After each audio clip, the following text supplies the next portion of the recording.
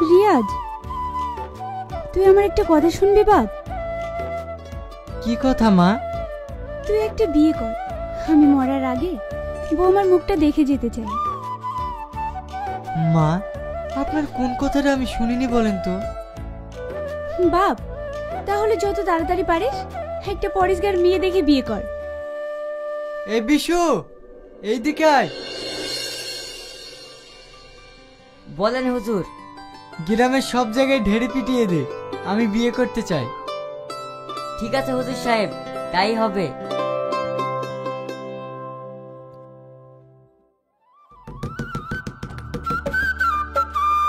গ্রামবাসী ভাই সব একটা কথা ভালো করে শুনবেন। আমাদের বাদশা বিয়ে করতে চায়, কিন্তু একটা শর্ত আছে। সেই মেয়ের ভালো 4টে গুণ থাকতে হবে। 1 নাম্বার হলো তাকে রূপবতী হতে হবে। 2 নাম্বার হলো তাকে নামাজি হতে হবে। 3 নাম্বার তাকে পদ্মাশীল হতে হবে এবং ভালো চরিত্রবান হতে হবে।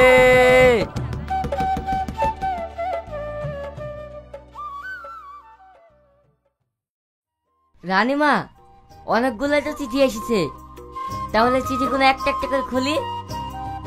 হ্যাঁ হ্যাঁ খোল, একটা করে খুলে আমার হাতে দে। এই নেন রানীমা। এ হবে না।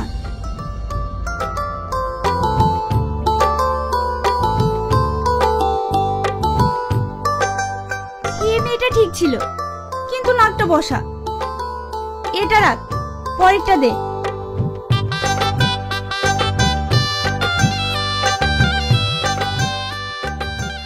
আরে এই মেয়েটা দারুণ দেখতে।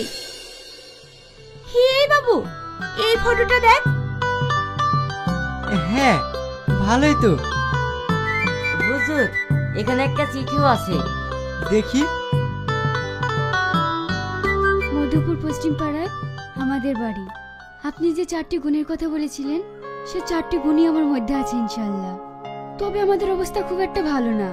আমার আব্বা নদীতে মাছ ধরে কোনো রকম সংসারটা চালায়। তার মানে জেলে? আমি একজন বাদশা হয়ে জেলের মেয়েকে বিয়ে করব? বাবু, মানুষকে এত ছোট ভাবতে নেই। সবই তো আল্লাহর দান। আল্লাহ ইচ্ছে করলে বাদশাকে ফকির করতে পারে, ফকিরকে বাদশা। না মা, আমি ওই মেয়েকে বিয়ে করব না। তুই কিন্তু ভুল করছিস। না মা, আমি ভুল করছি না। আপনি অন্য জায়গায় দেখেন না।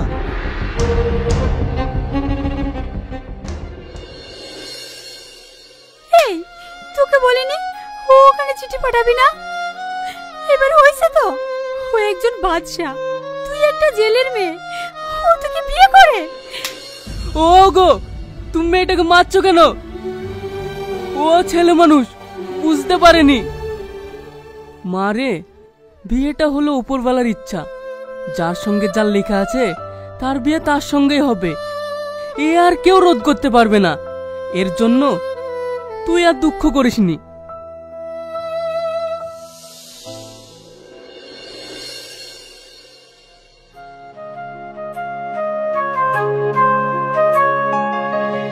কিরে বাবু, আংটিটা খুললি না? আমি বুঝতে পারিনি। এই বিশু, আংটিটা রাখ। এই তো সুবর্ণ সুযোগ, এই সুযোগ হাতছাড়া করা যাবে না। এ হলো বাদশাহী আংটি।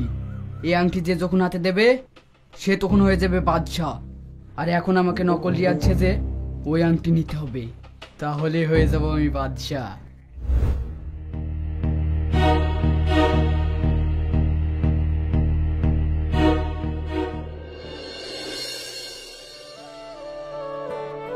বিশু, আমার আংটিটা দে। এইলেন হুজুর।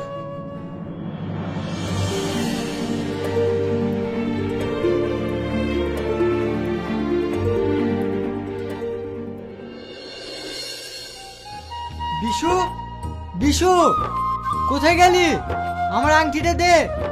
কে আপনি? কোথা থেকে এসে আংটি যাচ্ছেন? বদমাশি করে দেখা পান না? আরে এইভাবে কথা বলছিস কেন? আমাকে চিনতে পারছিস না? আমি তোদের বাদশা। তুমি আমাদের বাচ্চা মানে? ওই তোমাদের বাচ্চা সিংহাসনে বসে। কে ও কে? মেরে বাড়ি থেকে বের করে দে। বদমাইশ করে জায়গা পাই না সব। না না, তোমরা আমাকে মেরো না, তোমরা ভুল করছো। আহ!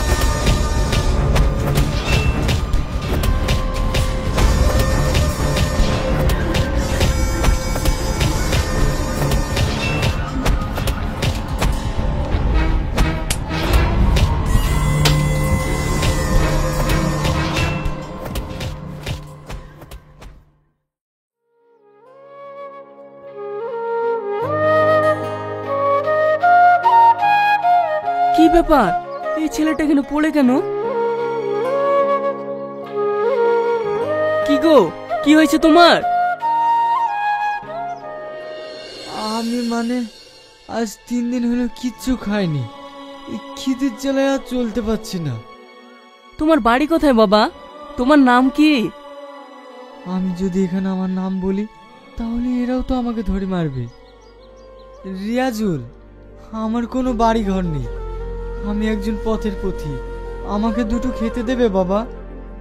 আমি গরিব মানুষ, কিন্তু যদি তোমার হার আমার বাড়িতে লেখা থাকে তুমি নিশ্চয় পাবে। চলো।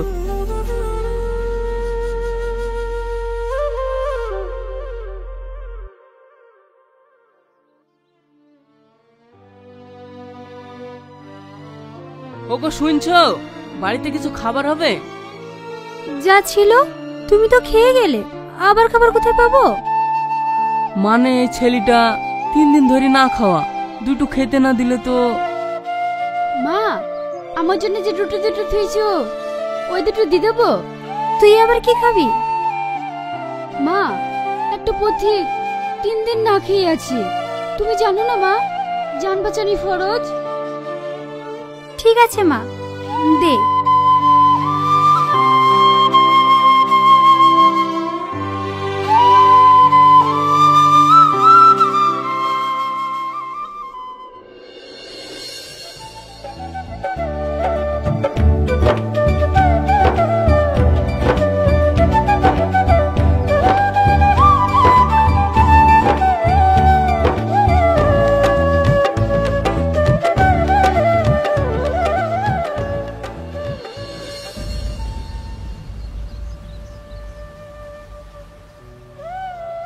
বাপ, আর ভাল লাগছে না, খুব খিদে লেগেছে।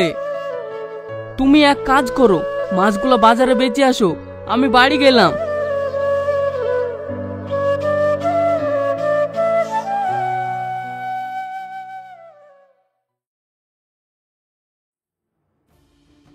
একটা মেয়ের ঘরে বেগানা পুরুষ ঢুকে পড়ছেন, একটু সাড়া দিতে হয় না?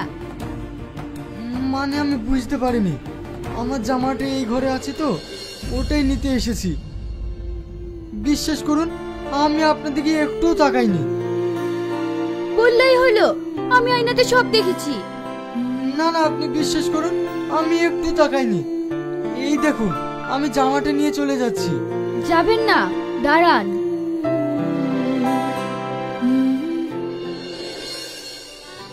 জানো, রিয়াজুল ছেলেটা খুব ভালো। আমাদের শ্রাবণীর সাথে ওর বিয়েটা দিলে কেমন হয়? হ্যাঁ, ছেলেটা সত্যিই ভালো, কিন্তু ওরও তো একটা মতামতের ব্যাপার আছে। ছেলেটাকে একবার জিজ্ঞেস করা দরকার।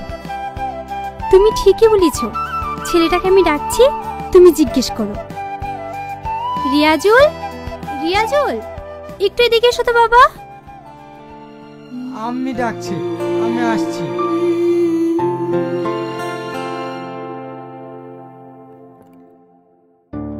কিছু বলবেন?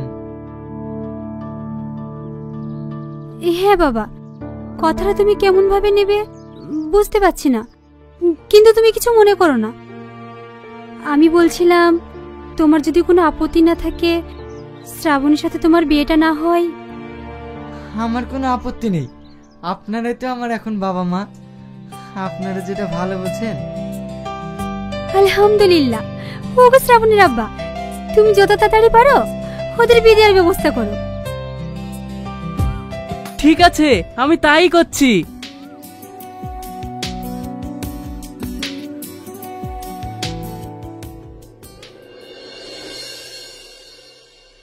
এই শাহিদ, আমাদের বাচ্চার চাল চলন একদম ভালো লাগছে না। ভালো লাগছে না কি রে?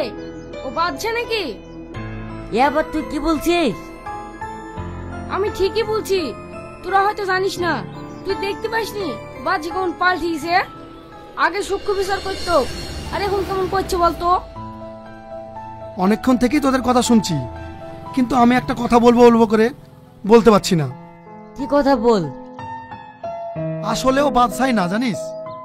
তোর বোকা, এটি কোনো কথা হইলো? তাহলে শোন।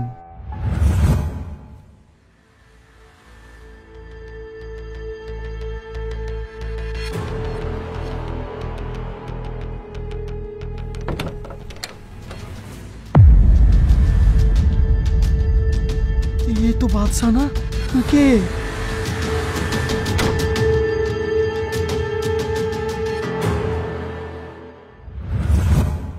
তখন আমি ভয়ে বেরিয়ে পালিয়ে এসেছি। সেই দিন আমার সন্দেহ হচ্ছিল, যেদিন ওই আঙ্কিলি খেতে বেচা করছিল। তোদেরও তো মাথা ব্যথার দরকার নাই। ওই তমিজুদ্দিন সাহেবকে ডাক, পানি পড়ে যখন ফুটি দেবে না, আসল নকল সব বেরিয়ে যাবে। তুই ঠিক বলিসি, এক্ষুনি চ।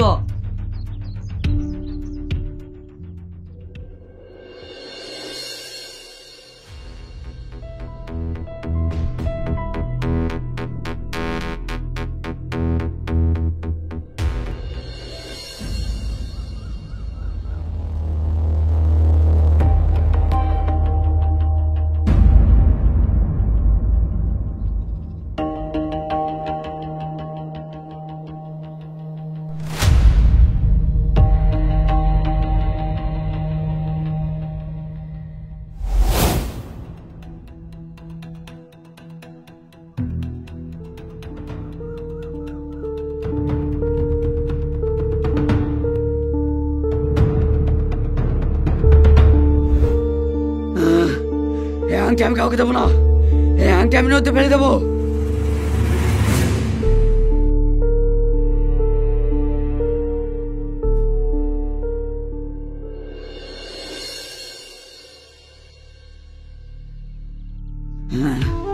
না, এই আংটি আমি কাউকে দেবো না, এই আংটি আমি নদীতে ফেলে দেবো।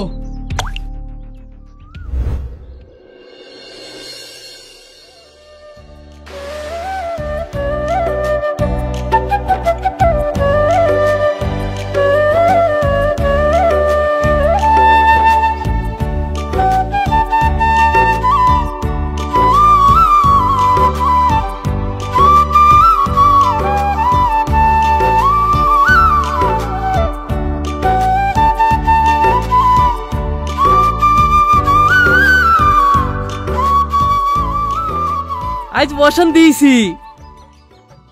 আব্বা, এই 1-1.5 কিলো তো হবে। হ্যাঁ হ্যাঁ, প্রায় 2 কিলোর কাছে। চলো বাপ, বাড়ি চলো।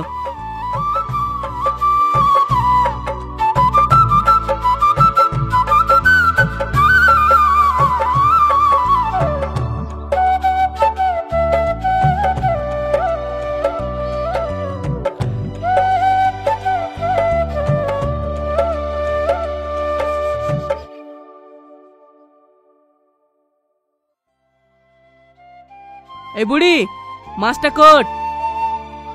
আব্বা, এত বড় মাছ?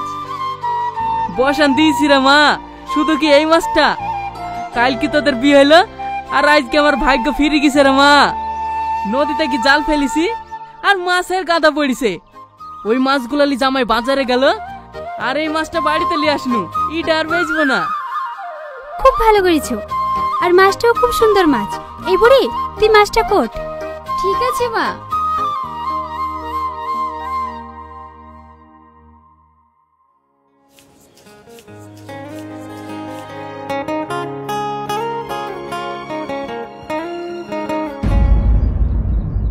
এত সুন্দর আংটি মাছের পেটে, এই আংটি আমি কাউকে দেবো না।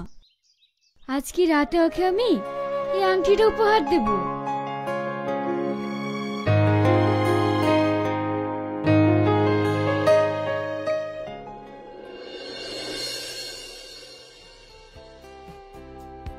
আজকে আমাদের বিয়ের প্রথম রাত্রি।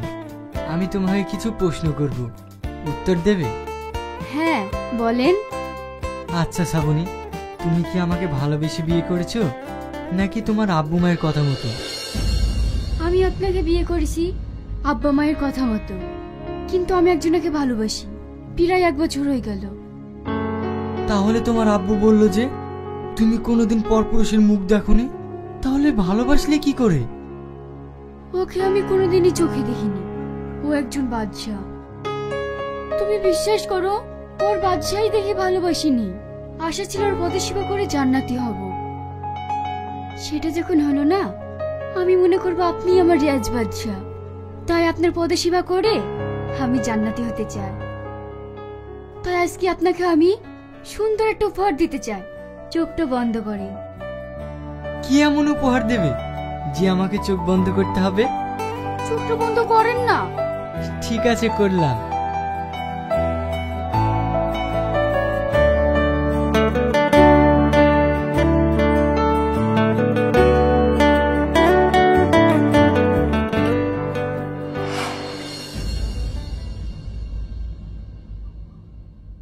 কে আপনি?